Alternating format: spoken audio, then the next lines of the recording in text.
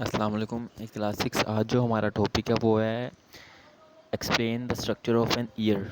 कि एक कान के कौन कौन से हिस्से होते हैं, आप लोगों ने इनके बारे में बताना है। तो ये आपके यूनिक नोट्स में जो हमने लास्ट क्वेश्चन किया था ना, स्ट्रक्चर ऑफ एन आई, उससे नेक्स्ट क्वेश्चन है चैप्टर नंबर 2 का। तो इसको आज ज़रा देख लेते हैं। आपको मैं यूनिक नोट्स का पेज नंबर बता देता हूँ, ये आपका पेज नंबर 10 है। ठीक है। तो बेटा सबसे पहले हमारे पास आता है कि जो हमारे पास एक ईयर होता है ना, उसके 3 पार्ट होते हैं।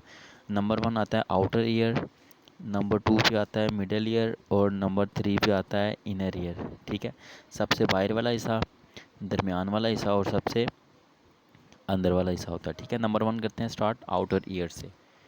तो बेटा ये जो आपको कान का सबसे बाहर वाला हिस्सा नज़र आ रहा होता है ना, किसी भी इंसान की तरफ जब आप देखते हो तो आपको बाहर कान का एक पार्ट नज़र आ रहा है जिसको हम नॉर्मली कान ही बोलते हैं। वो एक्चुअली पूरा कान नहीं होता, बल्कि वो उसका एक आउटर ईयर सबसे बाहर वाला हिस्सा होता है। ठीक है, जो हमें नज़र आ रहा होता है। अब होता क्या कि आपने इसकी एक शेप देखी होगी, जितने भी इंसान हैं उनके कान के ना एक ख़ास तरह की शेप बनी होती है, फनल टाइप की। ठीक है। उसके अंदर जब आप देखो तो एक नैरो सी ट्यूब होती है। ठीक है ना, अक्सर कान में कोई चीज़ चली जाए तो उसी ट्यूब के ज़रिए से ही जाती है। तो एक नैरो सी ट्यूब बनी होती है जिसको हम कहते हैं, ये हमारे पास क्या है, एयर, जिसे हम बोलते हैं ईयर कैनाल। ठीक है। ये जो आपको एक ट्यूब सी नज़र आ रही है, ये लंबी सी जो कान के अंदर वाली साइड पे जा रही है, इसका काम क्या होता है कि जितनी भी बाहर से साउंड की वेव्स आ रही होती हैं ना, वो इस कैनाल के ज़रिए, इस ट्यूब के ज़रिए हमारे एयर ड्रम तक जाती हैं। तो एयर ड्रम कहाँ पे आपका, ये देखो, ये आपको एयर ड्रम नज़र आ रहा होगा जिस पे ये डॉट आ रहा है बार बार। ठीक है। ये ईयर ड्रम होता है। जो भी साउंड वेव्स आती हैं वो जाके सीधी की सीधी ईयर ड्रम के साथ टकराती है, जिससे साउंड प्रोड्यूस होता है। ठीक है, हमारे कान के अंदर। उसके बाद हमारे पास जो दूसरा पार्ट आता है कान का, वो आता है हमारे पास मिडल ईयर। ठीक है। जो आपका मिडल ईयर होता है ना, ये होता है कान का दरमियान वाला हिस्सा। ये जो हिस्सा होता है एयर ड्रम के आगे वाला। ठीक है। अब होता क्या है कि जो आपका मिडल ईयर होता है ना, इसमें 3 तरह की बोन्स होती हैं। ठीक है। जिनको कलेक्टिवली हम तीनों को अगर मिला दें तो उसको हम क्या बोलते हैं, उसको हम बोलते हैं ओसिकल्स। के कान के अंदर जो 3 हड्डियाँ होती हैं, उन हड्डियों को हम कहते हैं ओसिकल्स। ये कौन कौन सी होती हैं, हैमर, एनविल एंड स्ट्रिप। ठीक है। हैमर, एनविल एंड स्ट्रिप होती हैं, ये 3 तरह की हमारे कान में हड्डियाँ होती हैं।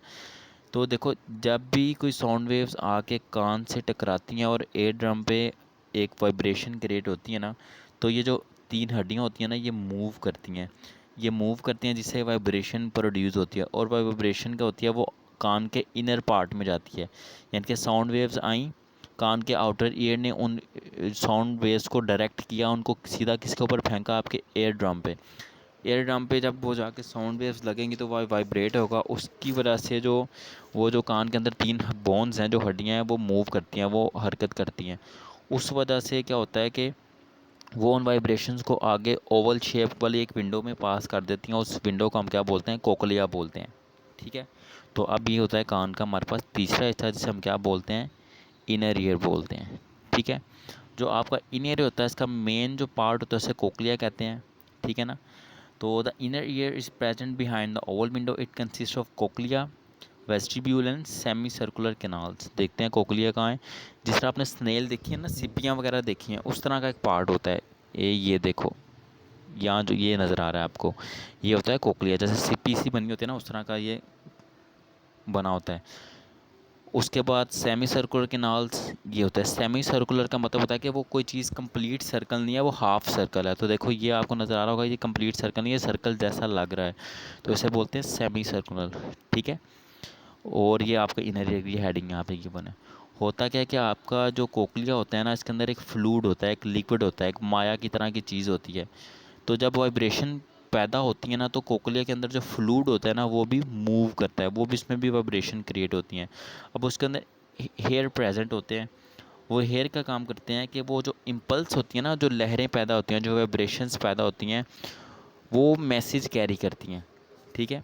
वो मैसेज कैरी करती हैं। वो मैसेज जो है ना, वो ऑडिटरी नर्व्स, ऑडियो का वर्ड आपने सुना होगा, उससे वर्ड निकला ऑडिटरी नर्व्स, कि जिस ऐसी नर्व्स जिनका ताल्लुक सुनने के साथ होता है। तो ऑडिटरी नर्व्स क्या करती हैं कि वो जो आपके कान के अंदर जो भी वाइब्रेशंस पैदा हो रही हैं, नर्व्स उनको, ऑडिटरी नर्व्स जो हैं वो उनको आपके ब्रेन तक लेके जाते हैं। तो आपके जितने भी ऑर्गन हैं उनका मेन ताल्लुक आपके ब्रेन से होता है, ताकि आपका दिमाग उन्हें समझ सके कि वहाँ पे क्या हो रहा है। तो फिर क्या होता है कि वो साउंड वेव्स क्रिएट होती हैं कोकलिया में फ्लूइड की वजह से, फिर वो हेयर्स की वजह से इम्पल्सिस क्रिएट होती हैं, वो आगे आपके नर्व्स के थ्रू जाती हैं, ऑडिटरी नर्व्स के थ्रू आपके इनर ईयर में से आपके ब्रेन में जाती हैं, और जिससे आपको पता चलता है कि कोई बंदा क्या बात कर रहा है। और आखिरी जो लाइन बड़ी इंपॉर्टेंट है, the inner ear also helps to control the balance of the body, कि ये आपकी बॉडी का बैलेंस मेंटेन रखता है, ठीक है ना। कि आपको पता चलता है अगर आपका एक कान ख़राब हो तो आपको एक अजीबोगरीब तरह की आवाज़ें आ रही होती हैं, कोई परफेक्ट साउंड्स नहीं आ रहे होते, तो ये आपकी बॉडी को बैलेंस करने में भी हेल्प कर रहा होता है। ठीक है बेटा, तो ये इतना सा, ये आपका लॉन्ग क्वेश्चन है, ये आपके एग्ज़ाम में आ सकता है, इसको अच्छी तरीके से तैयार कर लेना। अल्लाह हाफिज़।